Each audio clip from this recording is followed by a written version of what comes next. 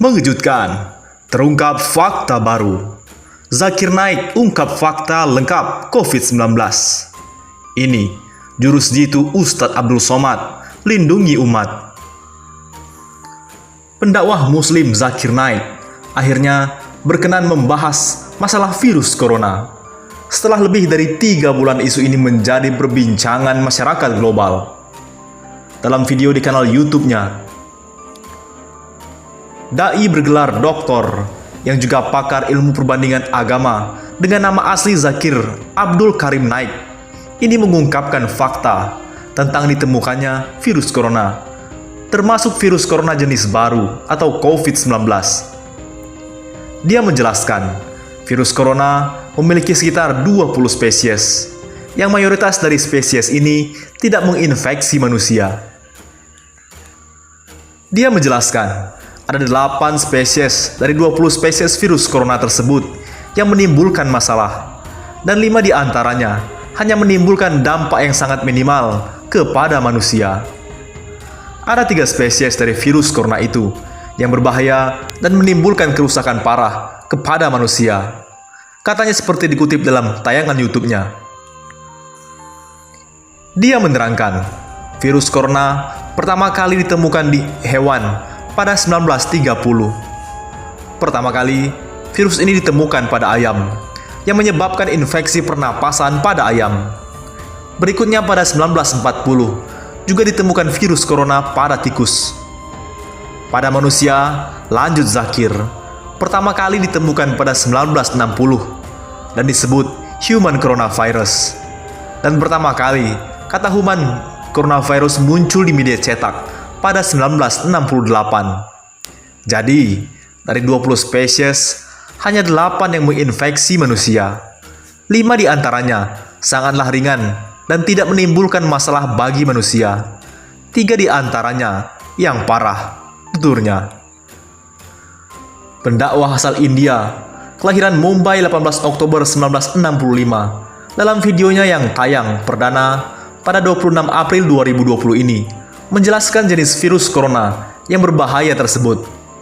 Pertama adalah SARS coronavirus, yang menginfeksi saluran pernapasan dan diumumkan sebagai pandemi oleh WHO pada 2003. Menurut Zakir, virus ini ditemukan pertama kali di Cina pada 2002 dan mulai menyebar luas sebagai puncaknya pada 2003, serta tidak ditemukan lagi pada 2004. Virus SARS telah menginfeksi sekitar 8.098 orang di dunia dan menyebabkan 774 orang meninggal. Itu artinya, tingkat kematian akibat virus ini kurang dari 10%, yakni sekitar 9,55% tingkat kematian. Jenis kedua adalah MERS, yang tersebar pada 2012. Virus MERS yang terbesar di sekitar 24 negara ini telah menginfeksi sekitar 2.494 orang di seluruh dunia dan menyebabkan sekitar 858 orang meninggal dalam jangka waktu 10 tahun. Artinya, mortalitas atau tingkat kematian akibat virus MERS adalah 34,4%. Jenis ketiga, virus corona yang sangat berbahaya bagi manusia, yakni COVID-19, yang juga disebut SARS-CoV-2. COVID-19 pertama kali muncul sekitar Oktober hingga November 2019 dan diumumkan oleh WHO pada akhir Desember 2019.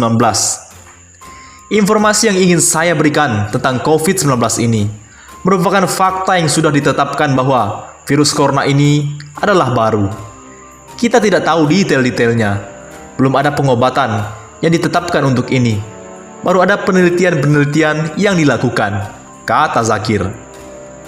Jika mengacu pada kata dan data WHO, lanjutnya sampai dengan 24 April 2020 pukul 20, ada sekitar 2,63 juta orang yang terinfeksi COVID-19 di seluruh dunia, di mana 182.100 orang meninggal. Namun, jika merujuk pada data Worldometers yang memberikan update setiap menitnya pada 24 April 2020, pukul 1:58, ada sekitar 2,83 juta orang, lebih dari 155 negara yang telah terinfeksi COVID-19 dan 197.245 meninggal. Persentasenya sekitar 6,97% tingkat kematian. Saya tidak berkata ini akurat, karena ada puluhan ribu, ratusan ribu, bahkan mungkin jutaan orang terinfeksi COVID-19. Dan karena mereka belum dites, dan sebagian dari mereka tidak bergejala, jumlah sebenarnya orang yang terinfeksi tentunya jauh lebih tinggi, kata Zakir Naik. Dan inilah jurus jitu dari Ustadz Abdul Somad. Himbauan pemerintah agar masyarakat tetap ibadah di rumah nampaknya masih banyak yang melanggar. Masyarakat masih berkeyakinan dengan beribadah di masjid tidak akan menyebabkan penyebaran virus corona. Namun, Ustadz Abdul Somad atau UAS memberikan cara jitu untuk mengajak masyarakat tetap beribadah di rumah. UAS akhirnya buka suara terkait kabar masih banyaknya warga beribadah jamaah di masjid saat pandemi COVID-19. Meski pemerintah telah mengeluarkan himbauan untuk beribadah di rumah, terdapat beberapa masjid yang masih melaksanakan sholat tarawih berjamaah. Dilansir dari Indonesian Lawyer Clubs, Ustadz Abdul Somad menjelaskan tanggapannya terkait fenomena tersebut. Dalam sebuah hadis mengatakan, kalau kamu mendengar wabah di suatu negeri, maka kamu jangan datang ke negeri tersebut. Kalau wabah itu terjadi di negerimu, jangan pula kamu keluar melarikan diri. Ini yang disebut sekarang social distancing atau pembatasan sosial berskala besar PSBB, ujar Ustadz Abdul Somad. Lebih lanjut, UAS menilai saat ini masyarakat tidak bisa mengetahui wabah COVID-19 yang telah masuk ke dalam rumah seseorang. Untuk itu, UAS meminta masyarakat agar tetap berada di rumah. Kita nggak tahu siapa saja rumah yang sudah didatangi COVID-19. Jadi saya nggak tahu kalau rumah tetangga, rumah pejabat bisa kena. Untuk itu, tak ada solusi lain selain kita tetap ada di rumah, tegas Ustadz Abdul Somad. Menurut UAS, berdasarkan aturan yang telah diajarkan Nabi Muhammad SAW, sesuai hadis sangat sederhana untuk dilaksanakan, yakni tetap di rumah saat pandemi COVID-19. Selain itu, UAS mengaku telah menghubungi adik kelasnya di Maroko untuk mengetahui kondisi di negeri tersebut saat wabah corona merebak. Apakah ada kalian sholat berjamaah di sana? Ya, tidak ada semuanya. Di Mesir juga begitu. Aku Ustadz Abdul Somad. Dengan berbagai hadis dan cerita rekannya tersebut, lebih lanjut UAS menceritakan keputusannya agar jamaah di masjid yang dipimpinnya untuk beribadah di rumah. Jadi masjid di tempat saya sampaikan agar ditutup, dan saya buatkan video tutorial sholat tarawih di rumah, sholat witir, tadarus, bahkan sampai sholat Idul Fitri di rumah, lengkap dengan dalil fikihnya, papar Ustadz Abdul Somad. Kendati demikian, Ustadz Abdul Somad menyadari terdapat masalah ketika himbauan ibadah di rumah tak dipatuhi. Tetapi masalahnya nggak semua ketua masjid didengar jamaahnya. Di beberapa tempat justru mereka dikudeta jamaahnya sendiri. Dikudeta karena memang masjid tersebut murni dari jamaah.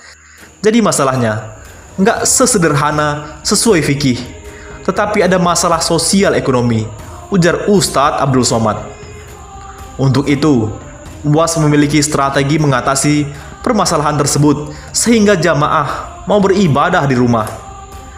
Ustadz Abdul Somad menceritakan, di masjid yang dipimpinnya, ia telah membagi 3 kategori jamaah, yakni kaya raya, sederhana, dan kurang mampu. Dengan membagi ketiga kategori tersebut, Ustadz Abdul Somad kemudian menyarankan sesama jamaah di masjid untuk saling membantu sehingga permasalahan sosial ekonomi masyarakat di tengah pandemi COVID-19 bisa teringankan. Hal ini juga bertujuan agar adanya ikatan emosional para jamaah tersebut dengan masjid. Untuk itu, kita himbau bagi jamaah yang mampu untuk membantu sesama jamaah. Kita tak perlu ajak ke masjid, tetapi Mereka memiliki ikatan emosional dengan masjid. Dulu saat masa sulit, kamu ditolong masjid, ujar Ustadz Abdul Somad. Dengan strategi tersebut, UAS kemudian membagikan jadwal bantuan yang akan disalurkan. Kita bagi 3, yaitu 10 Ramadan, 10 April, dan 10 Juni, andai situasi ini berlanjut. Di sana ada wibawa negara dan wibawa kekuasaan. Insya Allah, mereka akan mendengarkan ketika perutnya kenyang. Saya terapkan, masjid kita tutup. Bagi yang mau sholat tarawih di rumahnya, maka ia bisa berjamaah. Aku UAS. Bagaimana? Menurut pendapat Anda?